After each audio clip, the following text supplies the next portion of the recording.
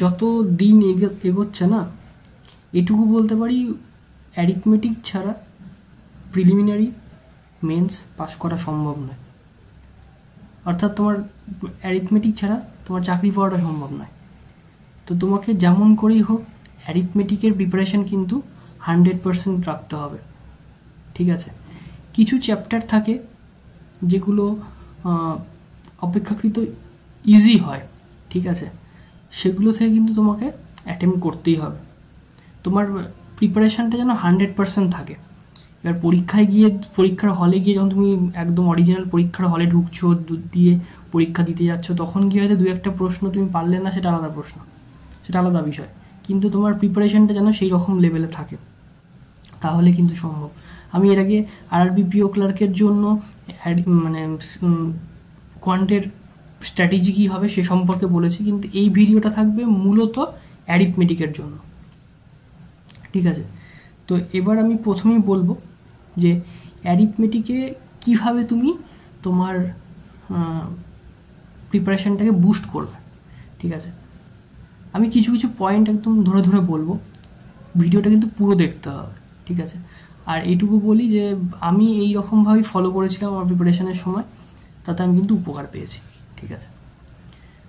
প্রথমে বলবো কিছু কিছু চ্যাপ্টার বলছি, যেমন ধরো প্রফিট অ্যান্ড লস, তারপরে পার্সেন্টেজ, অ্যাভারেজ, তারপরে simple interest, compound interest, time and work, time and distance, ঠিক আছে? এই যে চ্যাপ্টারগুলোর কথা বললাম আমি, ঠিক আছে, এই চ্যাপ্টারগুলো থেকে প্রশ্ন কিন্তু তুমি দেখতে পাবে, ঠিক আছে? প্রফিট অ্যান্ড লস থাকবেই, কম্পাউন্ড ইন্টারেস্ট, সিম্পল ইন্টারেস্ট থাকবেই, ঠিক আছে? তো তাহলে এই চ্যাপ্টারগুলোকে আমি রেডি করব কীভাবে, ঠিক আছে? আমাদের মধ্যে একটা ভুল হয়, যখন আমরা প্রিপারেশানটা যখন নতুন নতুন স্টার্ট করি না, ধরো আমি কোনো একটা বই ফলো করছি বা কোনো টিচারকে ফলো করছি বা যাই হোক না কেন শিখছি। এবার ধরো একটা চ্যাপ্টারের কথা বলছি, profit and loss. Profit and লসে তো হাজার হাজার অঙ্ক আছে, ঠিক আছে? কীভাবে করব? এবার তোমার হাজার রকমের অঙ্ক করার তো তুমি সময় পাবে না, তাহলে তুমি কী করতে হবে? তাহলে তোমাকে একটা চ্যাপ্টারই 3 মাস ধরে কমপ্লিট করতে হবে, সেটা তো সম্ভব নয়। তাহলে কী করব আমি? তাহলে প্রথমেই তোমাকে যেটা করতে হবে, তুমি প্রিভিয়াস 7-8 সালের তুমি প্রিভিয়াস ইয়ার তুলে নাও, ঠিক আছে? IBSPO হতে পারে, IBS ক্লার্ক হতে পারে, SBI PO, SBI ক্লার্ক, যেগুলো পরীক্ষাগুলো আসছে তাদের প্রিভিয়াস ইয়ারের প্রশ্নপত্রগুলোকে দেখো, ঠিক আছে? প্রশ্নপত্রগুলোকে দেখলে তুমি ধরো এটা চ্যাপ্টার ওয়াইজ তোমায় করতে হবে। ধরো প্রথমে প্রফিট অ্যান্ড লস ধরলে বা পার্সেন্টেজ ধরলে, ঠিক আছে? এবার ওই 7-8 বছরে এই চ্যাপ্টারগুলো থেকে কী কী প্রশ্ন এসেছিলো, কী কী টাইপের প্রশ্ন এসেছিলো, সেগুলোকে তুমি প্রথমে মার্ক করো, ঠিক আছে? এবার যখন তুমি দেখবে না যে একই ধরনের অঙ্ক কিন্তু যখন রিপিট করবে, ঠিক আছে, তখন তুমি শুধু টাইপগুলোকে কিন্তু বার করতে হবে তোমার, ঠিক আছে? এবার ধরে নিয়ে সেই টাইপগুলোকে তোমায় প্র্যাকটিস করতে হবে।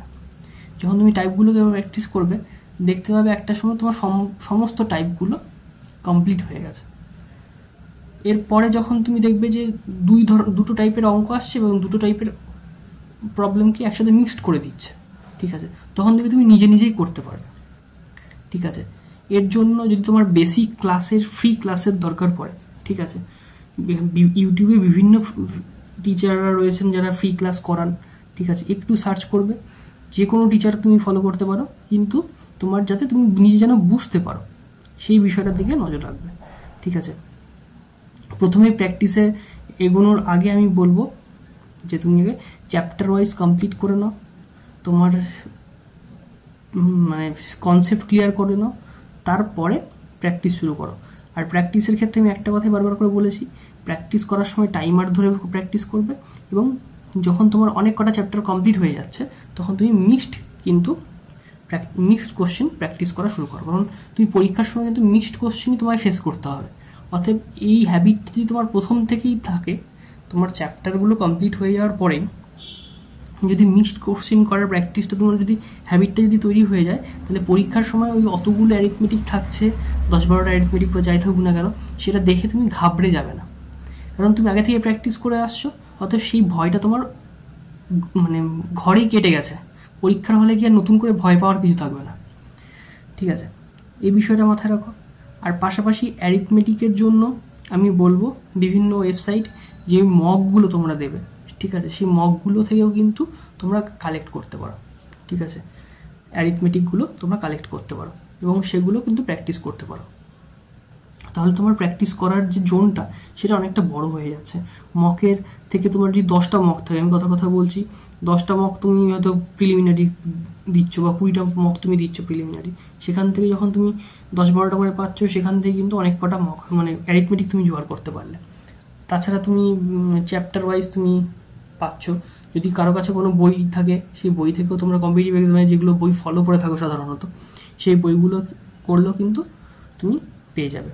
আমি সেভাবে বই কখনো ফলো করিনি, আমি সাধারণত আমার পুরোটাই ছিল মানে বিভিন্ন ইন্টারনেট মাধ্যম থেকে যে প্রশ্নপত্রগুলো পেতাম সেগুলি সলভ করতাম, বিভিন্ন মক দিতাম, তো সেক্ষেত্রে সেটা দিয়ে আমার হয়ে যেত।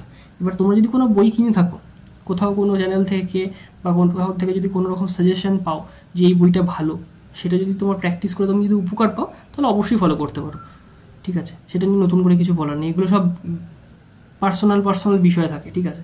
কারো যদি ইন্টারনেট থেকে মেটেরিয়াল জোগাড় করে যদি হয়ে যায় বেটার, কারো যদি বই পড়ে যদি হয়ে যায় সেটাও ভালো, কারণ এখনকার দিনে মেটেরিয়ালের অভাব নেই, কিন্তু সঠিক প্ল্যানটার অভাব থাকে। সঠিক প্ল্যানের জন্যই কিন্তু যা হওয়ার তাই হয়, আর সাথে কিন্তু তোমার প্র্যাকটিস চালিয়ে যেতে হবে। তো এই অ্যাডভান্স স্ট্র্যাটেজির ভিডিওটা আমি এই কারণে আপলোড করছি, কারণ স্পিড নিয়ে কথা হলো, এবার অ্যারিথমেটিক নিয়ে যদি কথা না হয়ে থাকে তাহলে কোয়ান্টের পুরো সার্কেলটা না ইনকমপ্লিট অবস্থায় থাকে। তো সেটা কমপ্লিট করার জন্যই আজকের এই ভিডিওটা। তো এই ভিডিওটা এই পর্যন্তই। যদি ভিডিও ভালো লাগে তাহলে লাইক করো, চ্যানেলে নতুন হলে সাবস্ক্রাইব করো, আর বন্ধুদের সাথে শেয়ার করতে পারো। তো দেখা হচ্ছে নেক্সট ভিডিওতে।